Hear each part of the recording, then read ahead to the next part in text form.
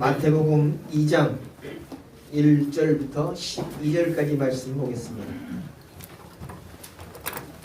신약성경 2페이지입니다. 마태복음 2장 1절부터 12절까지 말씀 제가 봉독합니다. 헤롯 왕 때에 예수께서 유대 베들레헴에서 나심에 동방으로부터 박사들이 예루살렘에 이르러 말하되 유대인의 왕으로 나신 이가 어디 계시냐? 우리가 동방에서 그의 별을 보고 그에게 경배하러 왔노라 하니 헤롯 왕과 온 예루살렘이 듣고 소동한지라. 왕이 모든 대제사장과 백성의 서기관들을 모아 그리스도가 어디서 나겠느냐 물으니 이르되 유대 베들레헴이오니 이는 선자로 이렇게 기록된 바 또 유대 땅 베들레헴아 너는 유대 고을 중에서 가장 작지 아니하도다. 내게서 한 다스리는 자가 나와서 내 백성 이스라엘의 목자가 되리라 하였음이니이다. 이 헤롯이 가만히 박사들을 불러 별이 나타난 때를 자세히 묻고 베들레헴으로 보내며 이르되 가서 아기에 대하여 자세히 알아보고 찾거든 내게 구하여 나도 가서 그에게 경배하게 하라. 박사들이 왕의 말을 듣고 갈새 동방에서 보던 그 별이 문득 앞서 인도하여 가다가 아기 있는 곳 위에 머물러 서 있는지라. 그들이 별을 보고 매우 크게 기뻐하더라. 집에 들어가 아기와 그의 어머니 마리아가 함께 있는 것을 보고 엎드려 아기께 경배하고 보배압을 열어 황금과 유향과 모략을 예물로 드리니라. 그들이 꿈에 헤롯에게로 돌아가지 말라 지시하심을 받아 다른 길로 고국에 돌아가니라. 아멘. 시원찮. 요즘에 하늘을 얼마나 쳐다보시고 계십니까? 하늘을 얼마나 몇 번이나 바라보고 사시느냐라고 하는 그런 질문입니다. 기독인 시인 중에 윤동주라고 하는 시인이 있습니다. 이분이 별에 대해서 시를 참 많이 썼었죠. 별 해는 밤이라고 하는 그런 시가 있습니다. 별 하나의 추억과 별 하나의 사랑과 별 하나의 쓸쓸함과 별 하나의 동경과 별 하나의 어머님, 나는 별 하나의 아름다운 말 한마디씩 불러봅니다. 이런 시를 썼어요. 이 시를 쓴 그런 시대는 암울한 시대였습니다. 우리나라의 주권이 없이 일본에게 빼앗겼던 그런 시대에 윤동주 시인은 또 애매하게도 일본으로 유학 가서 그 일본의 하늘을 바라보면서 조국의 하늘을 떠올리고 그리고 그동안 살아오면서 여러 가지 추억들을 생각을 하게 되는데 자기 생각나는 모든 것들에다 다 추억을 붙이고 또 그 추억에 마치 연민을 갖는 것처럼 그렇게 보여지지만 그러나 해방이라고 하는 그런 마음을 가지고 별에다 붙였다라고 하는 그런 시 해설을 보게 됩니다. 사람이 삶이 어려울수록 힘든 그런 시대일수록 사람은 하늘을 보기보다 땅을 본다라고 이렇게 말합니다. 여러분, 여러분의 삶의 모습에서 내가 하늘을 바라보는 횟수가 많은지 아니면 땅을 바라보는 그런 횟수가 많은지를 살펴보면 내가 좀 힘들구나 아니면 평안하구나 라는 것을 알게 된다는 것입니다. 다시 여러분의 자신에게 질문해 보십시오. 여러분은 요즘 하늘을 잘 쳐다보십니까? 아니면 땅을 바라보는 횟수가 많습니까? 하늘을 그래요? 하늘을 쳐다본다는 것은 뭔가 희망을 바라본다라고 하는 그런 뜻으로도 해석을 할 수가 있습니다. 오늘 마태복음 2장을 보니까 아이러니한 그런 장면을 우리 보게 되는데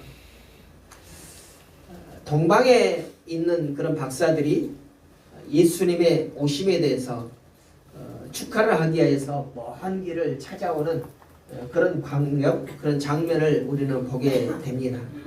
그러니까 하나님을 잘 안다고 자부하던 예루살렘, 또 성경을 많이 연구하던 그런 서기관들, 그리고 백성을 대표해서 하나님께 제사를 드리던 그런 제사장들, 이런 사람들은 예수님이 오신다라고 하는 그 소식을 알지 못하는 깜깜한 그런 상태로 살아가고 있었습니다. 그러나 하나님을 믿지 않는 이방 나라의 박사들이 별을 연구하던 사람들인데 그들은 별의 움직임, 별의 이상한 반짝임을 보고 유대 땅에 온 나라를 통치하는 왕이 오셨구나 라는 것을 알고 그를 찾아 축하하기 위해서 찾아오고 있는 그런 모습을 보게 됩니다. 왜 하나님을 알지 못했던 이방 나라의 박사들은 예수님이 오시는 것을 알았는데 그 땅에 살아가던 이스라엘 백성들은 알지 못했을까? 라고 하는 그런 의문을 갖게 되고 또 참 아이러니다.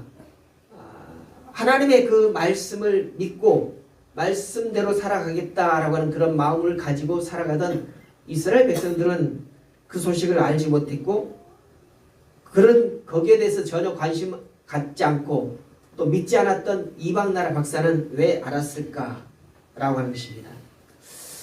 단적으로 얘기하면은 이스라엘 백성들은 자기들에게 닥쳐 있는 그 상황이 암울했기 때문에 늘 땅만 바라보면서 하루하루 근근히 살아가는 그런 삶을 살았다면 이방 나라 박사들은 늘 하늘을 바라보면서 별을 연구하는 그런 삶을 살았기 때문이다 라고 이렇게 말할 수 있습니다. 그런데 오늘 2장 2절에 보니까 우리가 동방에서 그의 별을 보고 그에게 경배하러 왔노라 이렇게 말씀하고 있습니다. 그러니까 이것은 사람의 계산이 아니라 하나님의 신호를 알아차렸다라고 이렇게 볼 수 있는 것입니다. 그러니까 동방의 박사들은 사람의 말에 귀를 기울인 것이 아니라 하나님의 말씀에 하나님의 신호를 주는 그 신호에 귀를 기울이는 그런 삶을 살았기 때문에 오늘 예수님의 오심을 알고 그를 찾아 축하하는 그런 마음을 가지고 찾아왔다는 것입니다. 다시 말해서 별이 그들을 움직이게 했다는 것이죠. 별이 그들을 안내했고 별이 그들을 멈추지 않게 하는 그런 놀라운 광경을 우리는 보게 되는 것입니다. 만약 이 별이 없었다면 그들은 예수님을 만날 수도 없었고 경배할 수도 없었을 것입니다. 그리고 그들이 예루살렘에 와서 이 소식을 전하지 않았다면 유대 땅은 성탄으로 맞지 못했을 것입니다. 3절을 보십시오. 헤로드 왕과 온 예루살렘이 듣고 소동한지라. 그들은 메시아가 오시는 것에 대해서 전혀 준비가 되지 않았다는 것입니다. 그러니까 그 소식을 이방 나라 박사들의 박사들의 입을 통해서 듣고 나서 아주 분주해졌다는 거죠. 그래서 소동한지라라고 이렇게 표현을 하고 있습니다. 여기 소동하다라고 하는 이 말은 마음이 뒤흔들리고 당황하고 두려워하다라고 하는 그런 상태를 말하고 있는 것입니다. 그러니까 메시아가 오신다는 그런 사실을 알고 있었지만 전혀 준비가 되지 않았기 때문에 막 흔들리고 준비되어지지 않은 그런 당황한 모습을 보였다라고 하는 그런 말씀으로 우리는 받게 되는 것입니다. 자, 그렇다면 오늘 메시아가 이 땅에 오셨는데 그 메시아가 오셨다는 그 소식 다시 말해서 우리에게 주는 그 메시지가 오늘 말씀을 통해서 세 가지를 볼 수가 있는데 첫 번째 메시지는 무엇인가? 우리는 예수님을 증거하는 증거자가 다시 말해서 전도자가 되어야 한다라고 하는 그런 메시지인 것입니다. 오늘 우리가 성탄에 정리된다라고 하는 것은 예수님이 2000년 전에 이 땅에 오셨다라고 하는 그 사실만 전하는 것, 이것이 증언을 하는 전도자가 되는 것 아니라는 것입니다. 그렇다면 우리가 예수님이 오셨다는 그 증거자가 되는 것은 무엇을 전해야 하느냐라고 하는 것을 우리는 말씀을 통해서 보게 되는데 이제 그가 십자가에서 죽으시고 부활하시고 승천하셔서 다시 심판주로 오신다는 것까지 증언하는 그런 전도자가 되어야 한다는 것을 말해주고 있는 것입니다. 그래서 오실 예수 그리스도를 증거할 증언자가 바로 우리가 되어야 한다라고 하는 그런 말씀인 것이죠. 당시에 2000년 전에 새롭게 오신 예수님을 증거하는 사람들은 이방 나라의 박사들이었습니다. 그 나라에 살아가던 유대 땅에 살아가던 많은 사람들은 이미 구약 성경을 통해서 구약의 선자를 통해서 때가 되면 메시아가 오셔서 우리의 억압을 풀어줄 것이다. 우리를 구원해 주실 것이다 라고 하는 그런 예언의 말들을 듣고 또 기록되어진 말씀으로 알고 있었습니다. 그래서 그때가 어느 때인가 라고 하는 것을 많이 연구를 했습니다. 그러나 정작 메시아가 그 땅에 오셨을 때 그들은 깜깜했었습니다.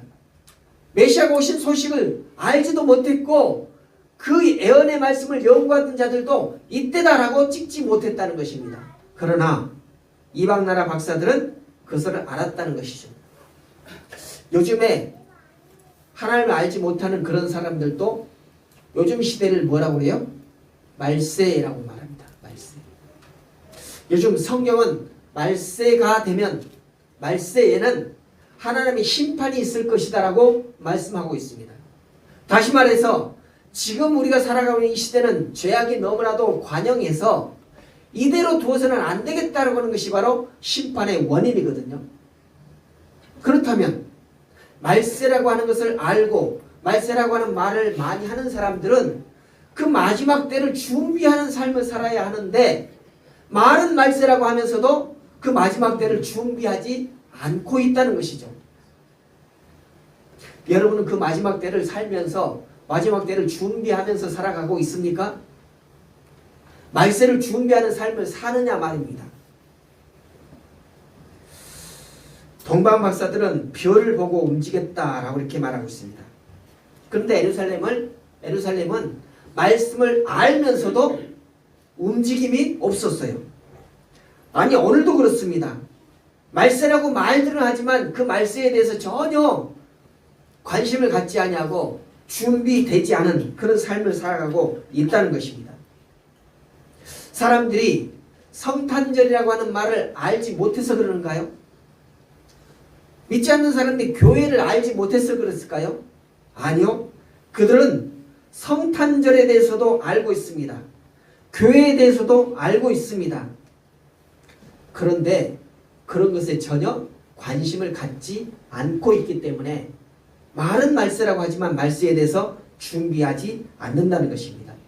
그러니까 오늘 하나님의 백성으로 살아가는 우리들에게는 이 말세라고 하는 사실을 아는 사람들에게 지금 곧 말세가 오니 그 말세를 준비하자라고 하는 그런 증언을 그런 이야기들을 전해야 한다라고 하는 것이 바로 우리에게 주어진 사명이라는 것입니다. 다시 말해서 우리가 이 시대의 별이 되어서 다시 오실 예수님을 전하는 그런 사람이 되어야 한다라는 것이죠. 그것이 바로 다시 오실 예수님께로 많은 사람들을 인도하는 것이다 라고 이렇게 말하는 것입니다. 두 번째 메시지는 무엇인가?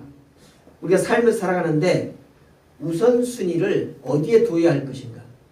우리 삶의 우선순위를 예수 그리스도께 두어야 한다는 것이 바로 오늘 본문을 통해서 우리에게 주시는 두 번째 메시지입니다. 동방 박사들은 어땠습니까? 그들은 그들 당시에 별을 연구하면서 자기 나라에서도 많은 사람들로부터 관심의 대상이었을 것입니다. 그 별이 움직임에 따라서 사람들은 그 별이 뭘 예시해 주는지를 관심을 갖고 그 예시해 주는 대로 살아가는 그런 삶을 살았다는 것입니다. 그러니까 이 동방의 박사들은 자기 나라 사람들에게도 아주 중요한 그런 역할을 하는 사람들이에요. 그런데 그들이 자기가 가지고 있던 그런 직장도 또 가정도 그리고 그동안 해왔던 익숙한 삶도 뒤로 하고 유대를 향하여서 아니 베들레헴을 향하여서 길을 떠났던 것입니다. 그 길은 언제 돌아와야 하는지도 기약이 없었습니다. 그저 별 하나만 붙잡고 그 별의 인도함을 따라서 길을 떠난 길이었습니다. 그런데 놀라운 장면이 등장하죠. 그들이 인도하던 별이 예루살렘 근처에서 멈췄다라고 말합니다. 그런데 여기서는 멈췄다라고 말하는데 다른 어떤 성경 해석자들은 이 부분을 갑자기 별이 보이지 않았다라고 이렇게 해석을 하기도 해요. 예루살렘까지 와가지고 예루살렘에까지 별들이 인도함을 받고 왔는데 거기에서 별이 없어졌어요. 그러니까 이 오늘 우리가 본 성경에서는 그렇게 말하지 않지만은 그들이 다른 사람들에게 그 별이 가르치는 지역이 어디냐라고 이렇게 묻잖아요. 별의 인도함을 따라서 왔다면 베들레헴까지 그대로 갔으면 얼마나 좋겠습니까? 그런데 예루살렘 근처에 와가지고 그곳이 어디냐라고 찾아 헤매는 그런 모습이 보여요. 그러니까 다른 말로 하면은 그들이 보고 왔던 그 별이 갑자기 사라졌다, 보이지 않았다라고 이렇게 해석을 하는 것도 무리는 아니라는 것입니다. 갑자기 사라진 별 때문에 그들은 얼마나 갑갑했습니까?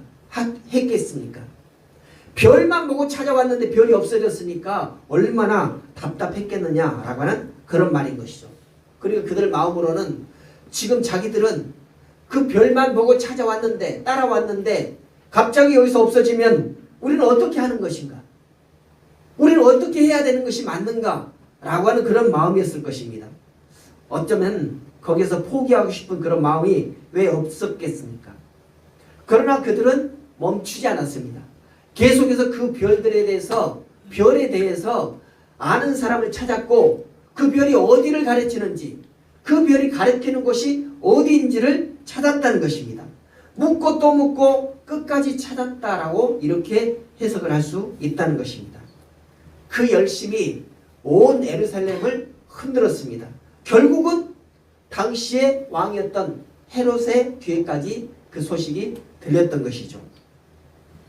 그래서 그들은 마침내 베들레헴이라고 하는 그런 답을 얻었습니다. 놀랍게도 다시 별이 나타났다라고 이렇게 성경은 말하고 있죠. 다시 별이 보였다는 것입니다. 그곳이 어디냐? 베들레헴이라고 말하고 있죠. 10절을 봅니다. 그들이 별을 보고 매우 크게 기뻐하고 기뻐하더라. 이렇게 말씀입니다. 거기 멈춰서서 딱 박사들의 눈에 다시 띄었을 때 그들은 몹시 기뻐했다는 것입니다. 이 기쁨은 세상적인 인정 때문이 아니에요. 뭔가 그들이 별을 연구했다는 것이 유대 사람들에게까지 알려져서 참으로 용하다, 참으로 똑똑하다 라고는 사람들의 인정을 받았기 때문에 그들이 기뻐했다는 그런 말이 아니라는 것입니다.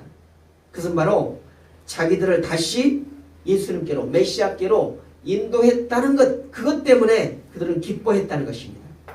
그들을 인도하는 별이 다시금 그들에게 나타났기 때문에 그것 때문에 기뻐했다는 것이죠.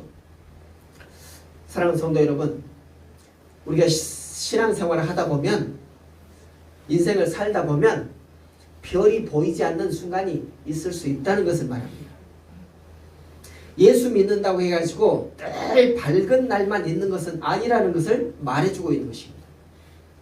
여러분이 하나님의 말씀대로 살아간다고 해가지고 여러분의 삶이 날마다 형통한 그런 삶을 사는 것은 아니다라고 하는 것입니다. 때로는 별이 보이지 않을 때도 있다는 것입니다. 때로는 내가 가는 길이 옳은지 그런지 구분이 안 되는, 분간이 안 되는 그런 때가 있을 수 있다는 것을 말하고 있는 것입니다. 기도해도 응답이 없는 것 같고 또 말씀을 들어도 무슨 말씀인지 알아듣을 수 없는, 그리고 그 말씀을 들어도 내가 변화되지 않는 그런 때가 있을 수 있다는 것입니다. 그럴 때 우리 신앙이 흔들리죠. 많은 성도들이 그럴 때 하나님을 떠나게 됩니다. 많은 성도들이 그럴 때 하나님을 모른다라고 부인하기도 하다는 것입니다. 아니, 하나님이 없다라고까지 말하는 그런 사람이 생길 수 있다는 것입니다. 그러나 오늘 동방의 박사들이 별이 보이지 않음에도 끝까지 그 별이 어디를 가리키는지에 대해서 찾았던 것처럼 우리에게 그런 일이 있을지라도, 우리 그런 순간이 있을지라도 절대로 포기해서는 안 된다라고 하는 그런 말씀인 것입니다. 다시 말해서 우리의 삶의 가장 우선순위를 예수 그리스도께 두고 살자라고 하는 그런 말씀인 것이죠. 때로 예수님이 내게 나타내 보이지 않는 날지라도, 때로 예수님께서 내게 어떤 말씀도 주지 않는 것처럼 그렇게 느껴진다 할지라도 그때 예수님을 놓아버리거나 예수님을 멀리 한다거나 그런 일이 있어서는 안 된다라고 하는 그런 말씀인 것이죠. 어떠한 일이 있어도 하나님의 백성된 우리는 예수 그리스도 중심으로 가장 우선순위에 놓고 사는 그런 삶을 살아야 한다는 것입니다. 예수님의 우리의 삶의 우선순위로 붙드는 사람은 반드시 다시금 별을 보는 그런 날이 오게 될 것입니다. 여러분의 신앙생활에서도 지금 암울한 그런 삶을 살아가고 있다면 그럼에도 불구하고 예수님을 중심에 두고 살아가시길 바랍니다. 그러면 여러분에게 길을 비추던 그 별이 다시 보이게 될 것입니다. 세 번째 메시지는 예수님께 드릴 가장 귀한 선물이 무엇인가? 그것은 바로 영혼이라는 것입니다.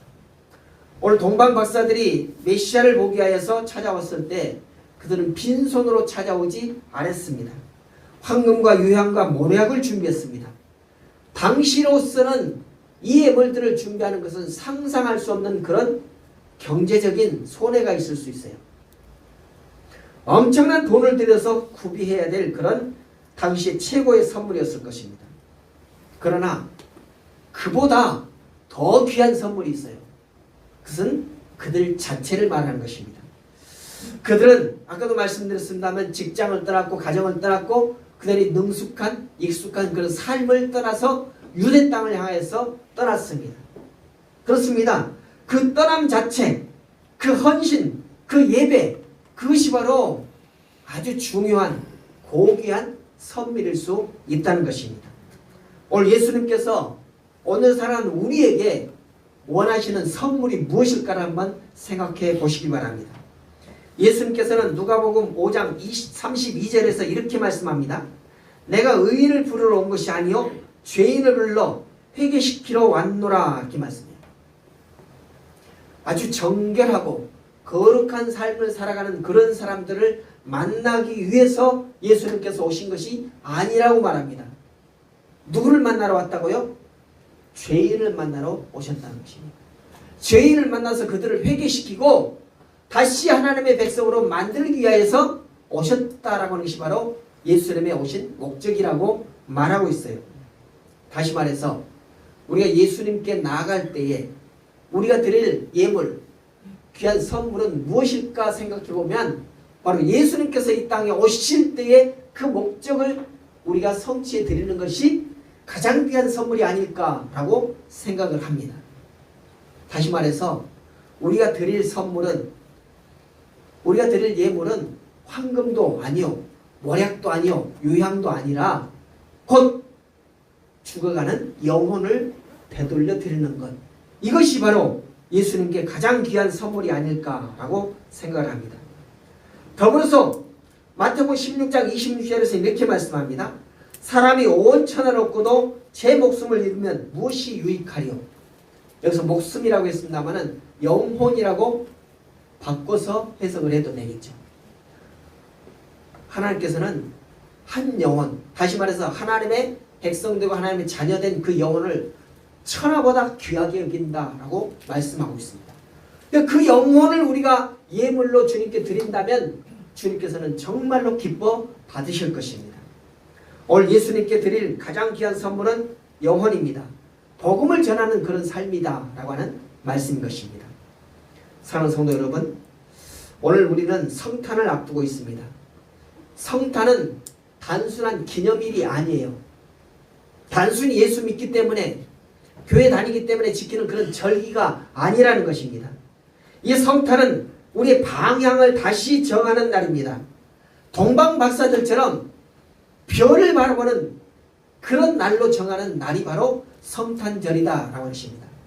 그리고 그동안 세상을 향해서 눈길을 주고 세상에 온통 관심을 갖고 살았다면 이 성탄절은 다시금 우리의 관심을, 우리의 마음을 주님께로 돌리는, 주님께로 나아가길 정하는 그런 날이라는 것입니다. 그렇다면 동방 박사들이 그렇게 작정을 하고 별을 따라 움직였던 것처럼 우리는 그렇게 다시금 우리의 방향을 정했다면 그 방향으로 우리의 발걸음을 옮겨야 하는 날이라는 것입니다. 그 방향이 바로 예수님이라는 것이죠.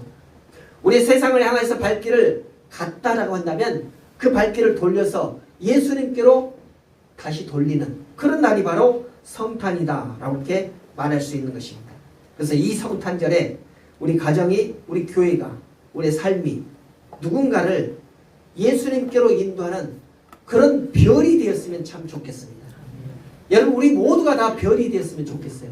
그래서 그 별을 바라보면서 예수님께로 가는 길을 잡는 많은 사람들이 다시금 새롭게 생겨났으면 참 좋겠다라고 하는 그런 마음을 가지고 오늘 우리가 기다리고 또 기다리는 그 성탄절, 그때에 우리 모두가 다 별처럼 다른 사람을 예수님께로 인도하는 그런 별과 같은 삶을 살아갔으면 좋겠다는 그런 마음을 가지면서 여러분이 그런 별이 되기를 주님의 이름으로 축복합니다. 아멘. 기도하겠습니다.